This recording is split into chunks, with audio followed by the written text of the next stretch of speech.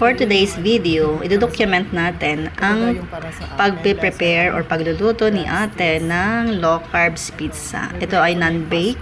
So, ito yung output niya kanina. So, idudugtong na natin siya food process si ate gamit yung mga leftover sa ref. Ito crab sticks, adobo, keso. Yung adobo nga pala gamit ay coco aminos, kaya safe yun sa low carbers. Ito yung cheese na medyo tumigas na sa ref, keso ito.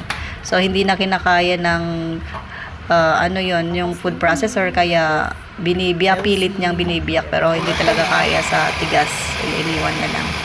Okay, so itong mga to ay naisip lang niya kanina kasi hindi na rin gumagana ang utak sa paggawa ng kanyang mga homeworks. Kaya nagkaroon ng initiative sa pag-prepare ng low carbs. So, ito, hindi na siya halatang crab sticks at adobo. So, yung cheese, sandamakmak na cheese. Tapos, meron nga palang natawag doon, pipino.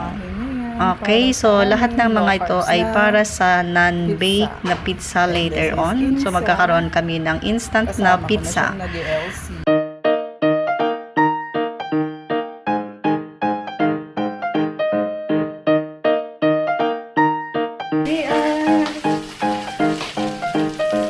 Ano to ulit? Ito yung giniling na meat. Oh, gumagawa si ate ng low carbs pizza.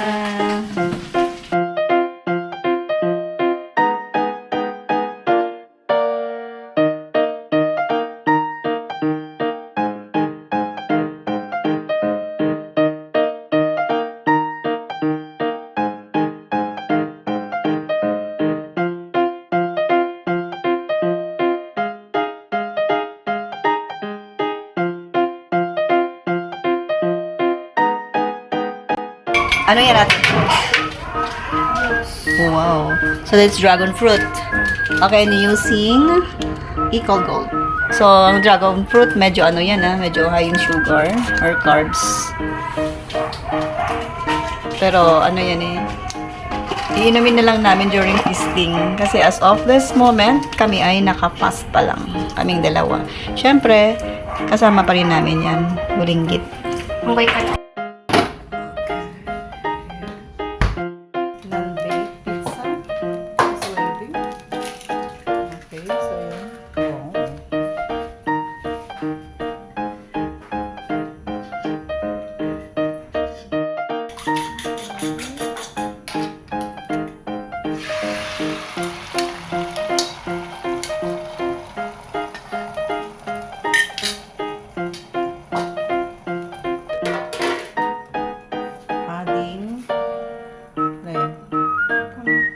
Black pepper.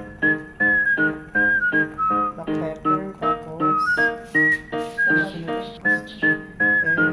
and herbs. Basil. Para maglasa siyang pizza. Next. Okay, cheese, keso. Yan yung accepted sa low carbs.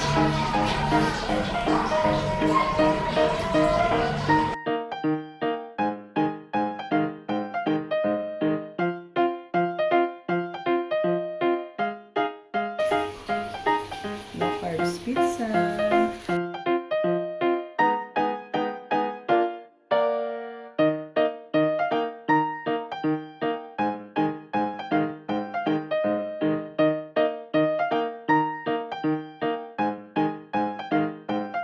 Yummy!